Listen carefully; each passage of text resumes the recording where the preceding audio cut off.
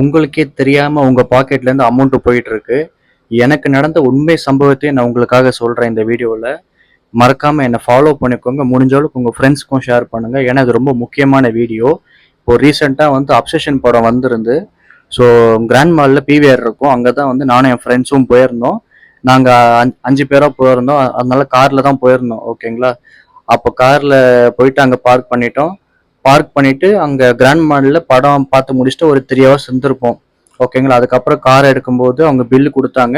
நான் சொன்னேன், நீங்கள் ஃபாஸ்டாகில் கழிக்கலையான்னு கேட்டேன். இல்லை சார், நாங்கள் கழிக்கல, எங்களுக்கு ஃபுல்லாக பில்லிங் சிஸ்டம் அப்படின்ற மாதிரி சொன்னாங்க. அவங்க பில்லு கொடுத்தாங்க, நான் பே பண்ணிட்டேன்.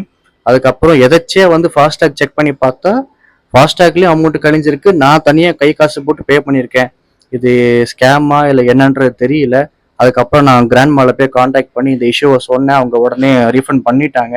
ஆனால் தெரியாதவங்க எத்தனை பேர் பாதிக்கப்பட்டிருக்காங்கன்னு தெரியல. இது சின்ன அமௌண்ட்டுன்னு நினச்சி விடாதீங்க. முடிஞ்ச அளவுக்கு நீங்கள் நோட்டீஸ் பண்ணீங்கன்னா தயவு செஞ்சு இம்மிடியேட்டாக இந்த இஷ்யூவை சொல்லி உங்கள் அமௌண்ட்டை நீங்கள் திருப்பி வாங்கிக்கோங்க. சின்ன அமௌண்ட்டு சொல்லி தயவு செஞ்சு விடாதீங்க. நீங்கள் ரெகுலராக படத்துக்கு போகிறீங்கன்னா இது பெரிய விதத்தில் உங்களை பாதிக்கும். அது தயவு செஞ்சு எல்லாருமே கேர்ஃபுல்லாக இருங்க. ஒரு தடவைக்கு 100 தடவை செக் பண்ணிக்கோங்க. ஓகேங்களா?